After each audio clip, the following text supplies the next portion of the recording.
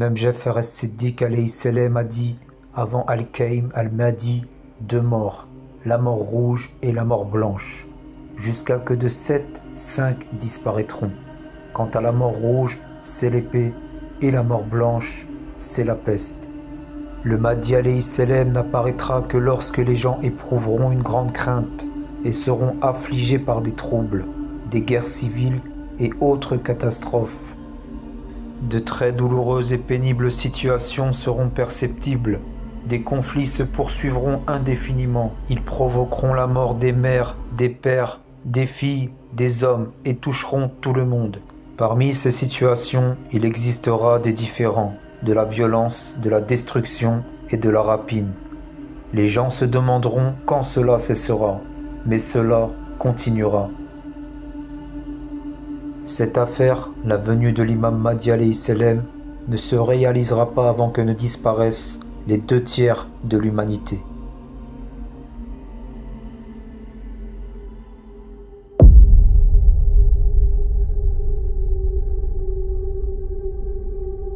Le Mahdi alayhi salam ne sortira que lorsqu'un tiers des gens aura été tué et un autre tiers mort, et que le 3e aura survécu.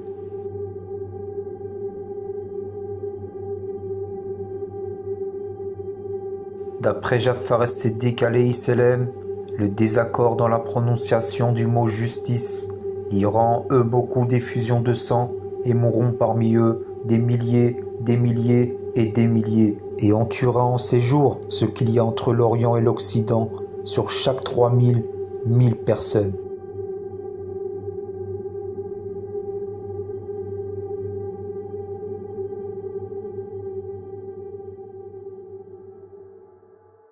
Omar ibn Khattab, qu'Allah l'agrée, a demandé à l'imam Ali alayhi salam, y aura-t-il des signes? Il a dit, oui, des meurtres terribles et une mort rapide, et une peste indigne. Il ne restera des gens en ces temps que leur tiers. Une bombe nucléaire de 10 kilotonnes explose en plein milieu de la ville de New York, soit l'une des zones piétonnes les plus fréquentées au monde. L'explosion génère un flash blanc plus puissant que la lumière du soleil, aveuglant momentanément les personnes dans un rayon de 10 km jusque dans le New Jersey.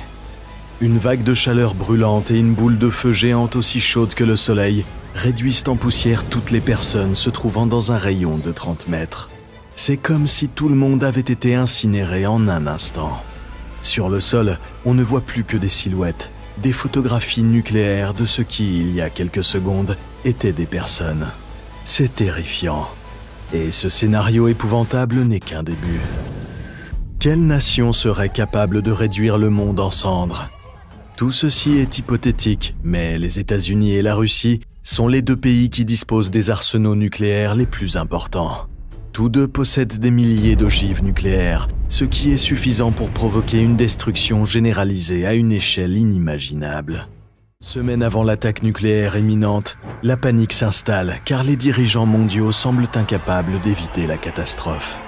Mais c'est alors que la pire crainte du monde commence à se matérialiser lorsqu'une arme nucléaire tactique est utilisée pour la première fois.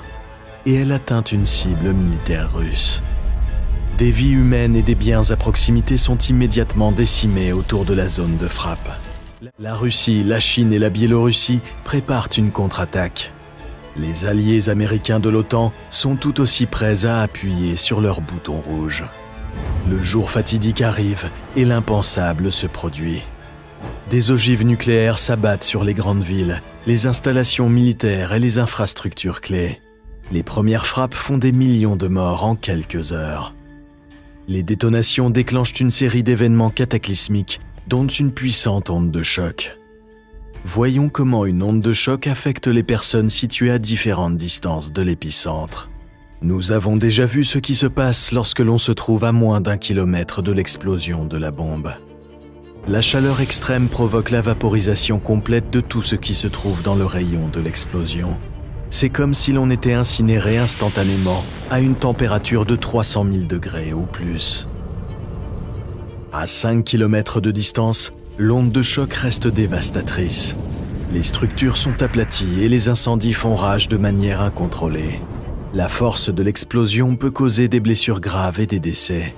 La chaleur intense carbonise la Terre, provoquant des brûlures au 3e degré chez les humains. La survie est un combat difficile, alors que le monde s'écroule autour de vous.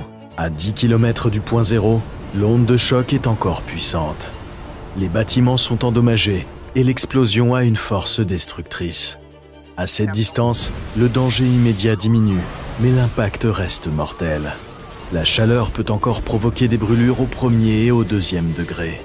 À 20 km, l'onde de choc a perdu la majeure partie de sa puissance initiale, mais elle reste dangereuse. Les bâtiments subiront des dommages structurels et le risque de blessures demeure. La chaleur, bien que moins intense, peut toujours déclencher des incendies. Il est plus facile de survivre ici, mais les défis sont loin d'être terminés. Revenons à notre chronologie. Un jour seulement après l'échange nucléaire, des dizaines de millions de personnes sont mortes et beaucoup d'autres sont blessées. Des villes entières ont disparu. أعوذ بالله من الشيطان الرجيم. بسم الله الرحمن الرحيم. حميم والكتاب المبين إنا أنزلناه في ليلة مباركة إنا كنا منذرين فيها يفرق كل أمر حكيم أمرا من عندنا إنا كنا مرسلين رحمة من ربك إنه هو السميع العليم رب السماوات والأرض وما بينهما إن كنتم موقنين لا إله إلا هو يحيي ويميت ربكم ورب آبائكم الأولين بل هم في شك يلعبون فارتقب يوم تأتي السماء بدخان مبين فارتقب يوم تأتي السماء بدخان مبين يغشى الناس هذا